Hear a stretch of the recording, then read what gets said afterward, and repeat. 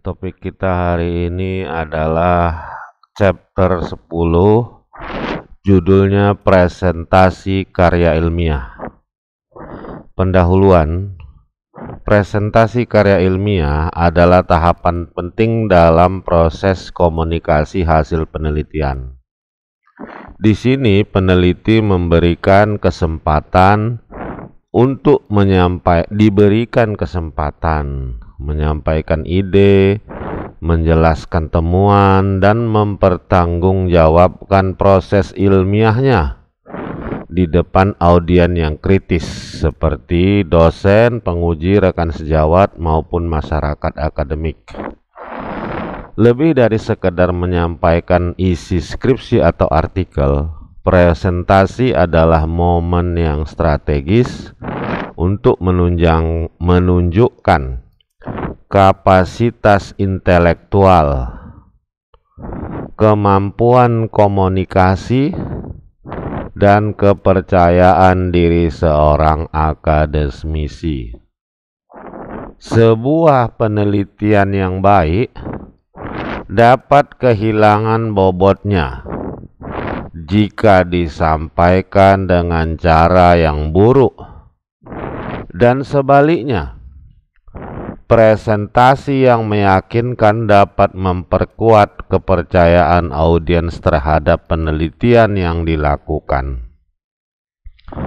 Presentasi karya ilmiah dilakukan dalam berbagai format, seperti seminar proposal skripsi, seminar hasil penelitian, sidang akhir, konferensi ilmiah dan simposium, presentasi hasil proyek riset, dan evaluasi program. Dalam hal ini kita akan membahas dua aspek penting dalam presentasi.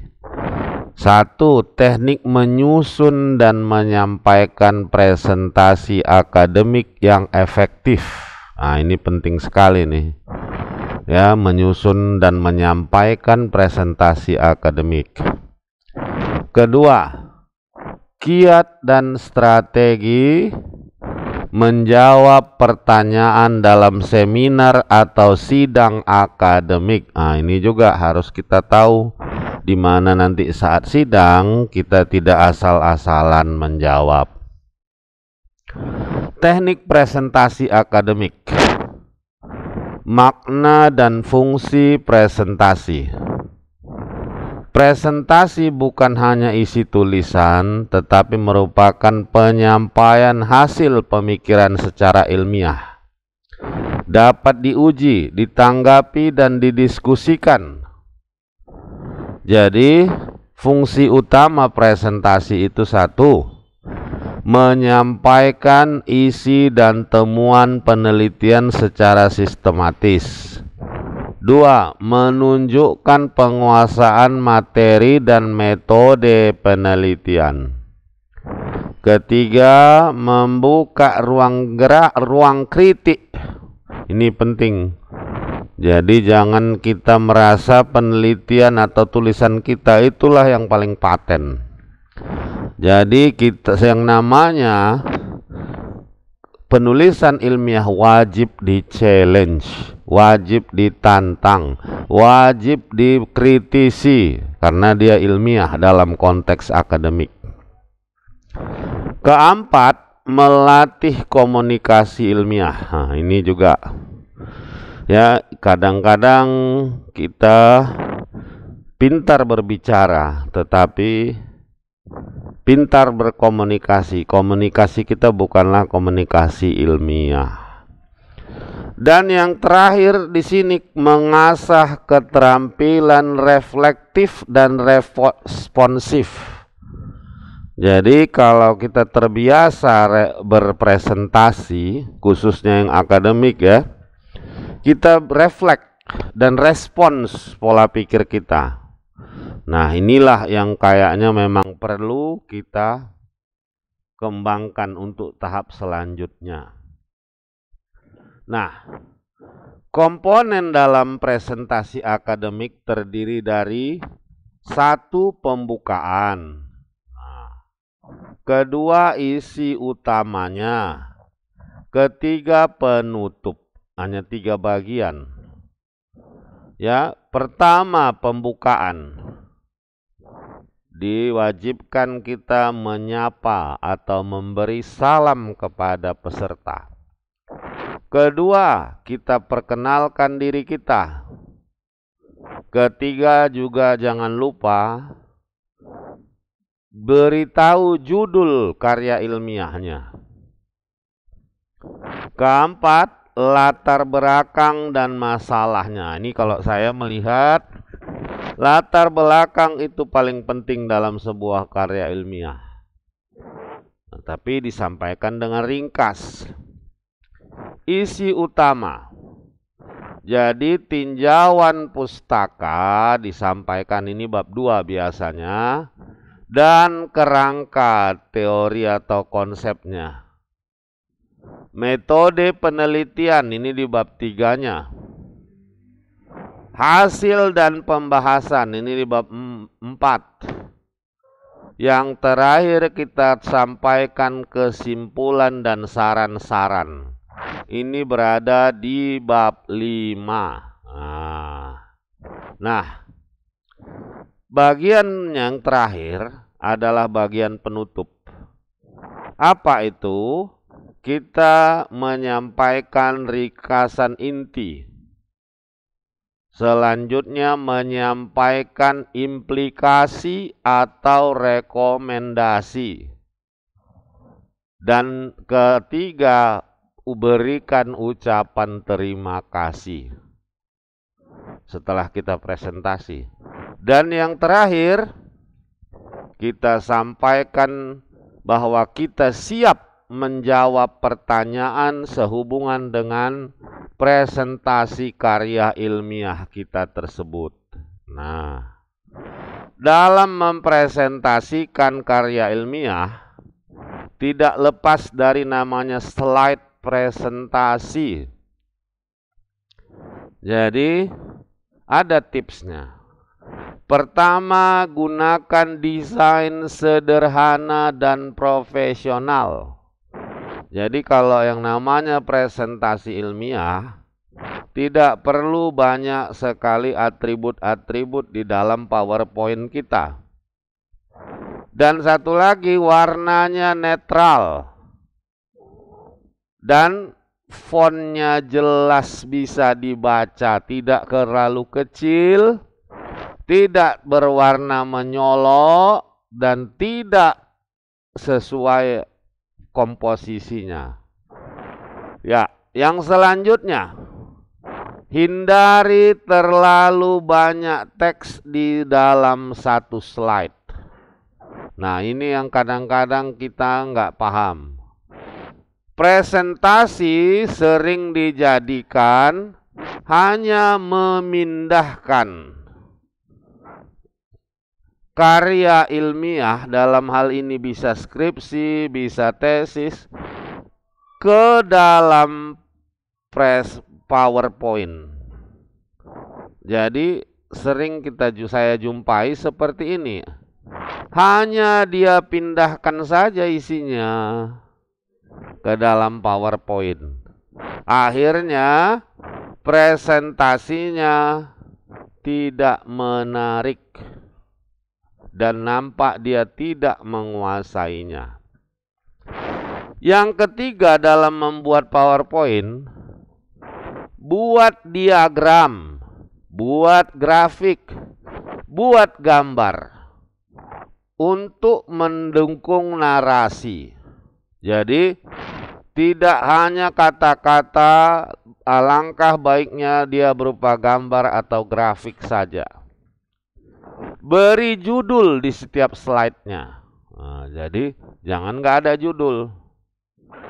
Yang terakhir dalam membuat slide presentasi, jangan masukkan kutipan atau referensi panjang dalam bentuk teks penuh.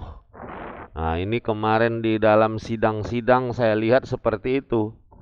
Dia copy, dipastekannya ke PowerPoint. Akhirnya apa? Dia kelabakan karena hanya seperti membaca saja. Nah, bagaimana tekniknya? Tadi kita udah buat slide-nya. Selanjutnya kita teknik penyampaian presentasi. Pertama, ini yang paling penting. Kuasai materi, bukan hafalan. Bukan kamu hafal. Kayak kita di Prodi MB presentasi bab 1 sampai bab 5 itu dalam bahasa Inggris. Bukan dihafal. Kita paham, kita bisa terjemahkan bahasa Inggrisnya, kita bisa bercerita dalam bahasa Inggris. Jadi jangan membaca. Kedua, gunakan intonasi dan ekspresi wajah. Ini yang sering saya lihat, datar aja mukanya karena dia hanya membaca saja. Dia tidak melatih sebelumnya di rumah. Seharusnya kalau kita presentasi, kita diri di depan cermin. Kita tuh berikan gestur, berikan muka. Jadi tidak hanya kesannya membaca PowerPoint saja. Seolah-olah kita bercakap lah di depan kaca, di depan cermin. Harus dilatih. Ketiga, jaga kontak mata. Tatap audiens kita, bukan layar. Nah, jadi bukan layar laptop kita lihat. Gunakan bahasa tubuh, nah, itu gestur. Untuk mendukung pesan. Gerakan tangan ya sering kita lihat ya, kadang cuman gini saja dari awal sampai akhir. Nah, ya. Jadi ada gerakan tangan. Terus yang paling penting lagi ada kontrol waktu. Kontrol waktu artinya usahakan satu slide presentasi 1 menit. Jangan habis waktu hanya di 1 slide saja. Nah, tadi itu cara presentasi yang bagus. Bagaimana presentasi yang sering bakalan gagal atau dia bakalan susah? 1. Presentasi yang hanya membaca isi seluruh slide. Itu pasti gagal itu. Nampak dia nggak memahami. 2. Menggunakan istilah teknis tanpa penjelasan. Ketiga, tidak memperhatikan waktu sehingga dia terlalu panjang atau terlalu cepat. Keempat, menghindari kontak mata. Dia nggak menatap pengujinya, penontonnya, dia hanya sibuk melihat layar laptop. Terakhir, terlalu banyak membuka laptop atau melihat catatan. Nah, itulah presentasi yang akan menjadi gagal. Selanjutnya kita belajar mengenai bagaimana menjawab pertanyaan dalam seminar atau sidang. Tanya jawab pasti akan ada. Gak mungkin gak ada yang namanya sidang tanya jawab. Ya, jadi kita harus tahu apa pertanyaan itu. Kalau jenisnya 1, mengklarifikasi. Berarti dia betul atau tidak? Kita jawab singkat saja, betul atau tidak. Karena klarifikasi. Nah, ini agak kedua. Kalau pertanyaannya menguji pemahaman. Ini kadang-kadang ada. Paham nggak kita kenapa kita memilih variabel motivasi di dalam penelitian kita? Dan apa alasannya harus motivasi? Ketiga, merespon kritik. Nah, ini yang paling penting. Ya, kalau ada kritik, direspon. Secara bagaimana? Ya namanya setiap sesuatu yang di dunia tak ada yang langsung sempurna. Pasti ada salahnya. Tadi dijawab secara argumentatif. Bukan berarti melawan. Nah, baru harus kita tunjukkan tadi menerima masukan. Ya, jangan kita bilang, oh ini udah paling betul. Enggak. Jadi tetap kalau memang masukan atau yang disampaikan audiens, ya kita catat. Dan harus tetap tenang, sopan menjawab semua pertanyaan. Ya, jangan gerasak-gerusuk, jangan stres. Nah, ini kan hari ini musim sidang-sidang ini. Kalau nggak percaya, kalian boleh masuk itu. Kita lagi belajar mengenai presentasi karya ilmiah. Nanti ada jam 8 saya mendapatkan. Coba kalian ikut ke dalam, boleh. Sebagai audiens, kalian bisa lihat bagaimana dia presentasi. Nah, jadi dalam sidang juga harus kalian pahami pertanyaan. Tadi ada pertanyaan klarifikasi, meminta penjelasan. Ada pertanyaan yang bersifat teoritis. Ya, dia kenapa teori ini Anda pakai?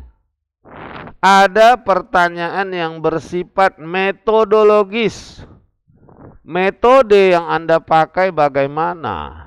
Bagaimana Anda menjamin objektivitas atau validitas? Nah, ada pertanyaan nanti yang bersifat kritikal. Ini dia mencari kelemahan ataupun kekurangan dari penelitian kita. Ada nanti pertanyaan bersifat aplikatif.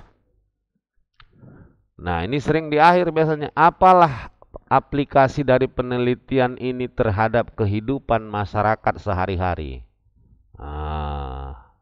Atau bagaimana aplikasinya nantinya di dalam perusahaan? Jadi ada 5 ya. Klarifikasi, teoritis, metodologis, kritikal, dan aplikatif. Hanya 5 pertanyaan orang dalam sidang. Jadi kita pahami. Nah, oke. Teknik menjawab dengan percaya diri. Pertama, dengarkan pertanyaan dengan penuh perhatian. Jangan potong pertanyaan. Tunjukkan ekspresi kita terbuka dan fokus. Kedua, ulangi atau klarifikasi pertanyaan. Contohnya, kalau nggak salah, tadi pertanyaannya adalah apakah ini? Kenapa perlu kita mengulangi? Supaya otak kita juga mulai merespons. Ya, merespons. Kadang otak kita ini harus dipancing dulu. Ya. Baru jawab sesuai cakupan. Tidak melebar. Hindari menjawab panjang jika bisa ringkas dan jelas. Keempat, gunakan data penelitian. Ya, jangan kita berdasarkan yang lain-lain. Kita akan menyampaikan hasil penelitian kita, berarti datanya yang kita sampaikan. Nah, untuk mahasiswa macam mana kalau presentasi? Itulah gunanya kalian pelajari pertanyaan umum dari seminar sebelumnya. Latih jawaban. Jadi sebelum kita presentasi, ajak teman bertanya jawab di depan kaca kamu untuk bertanya jawab. Ya, supaya nampak gestur mukamu. Kalau kita nggak melatih, sulit. Habis ini nanti kita masuk ke tempat orang yang sedang mempresentasikan, biar bisa kalian lihat langsung. Jam 8 ini saya ada nanti ya. Satu lagi, siapkan minimal 3 sampai 5 argumen. Nah, ya. Kalau udah pertanyaannya kira-kira ini nanti argumennya ini. Kalau yang sudah paham betul isi tulisan dia, pasti dia paham. Dan satu lagi, setiap pertanyaan catat di kertas. Nah, ini nanti sebagai guidance atau rambu kita nanti menjawab. Nah,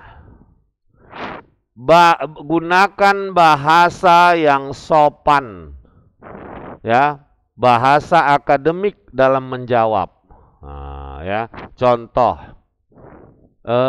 berdasarkan hasil data penelitian saya, penelitian ini memang memiliki keterbatasan.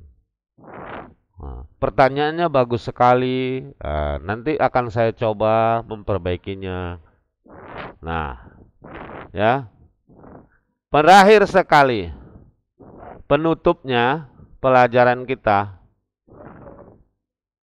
Presentasi karya ilmiah adalah ujian keterpaduan antara isi atau konten dalam skripsi kita terhadap cara penyampaian atau komunikasi akademik kita. Paham ya? Jadi itu terakhir harus dipadukan. Harus bisa menyajikan secara sistematis. Nah, bagaimana langkah-langkah kita untuk mempersiapkan diri? Ingat, sebagai mahasiswa, langkah terakhir kalian supaya bisa tamat adalah membuat skripsi. Setiap skripsi harus dipresentasikan dalam seminar proposal ataupun seminar hasil. Jadi itu hal yang udah pasti. Nggak mungkin ada orang bisa jadi sarjana tanpa pernah mempresentasikan skripsi atau karya tulis ilmiahnya. Nggak mungkin. Jadi kalian nanti 2 kali. Jadi macam mana? Jadi harus kita ingat, presentasi tidaklah instan. Harus dilatih. Dibutuhkan pelatihan. Nah, jadi nggak ada orang, jadi yang sering nanti di sini kita lihat contohnya langsung. Kalian nilai, apakah ini hanya presentasi yang dipindahkan saja dari skripsi dibuat ke PowerPoint? Beda itu dengan orang yang sudah melatih dirinya. Oke? Barangkali ini saja topik kita hari ini. Mudah-mudahan bermanfaat. Terima kasih.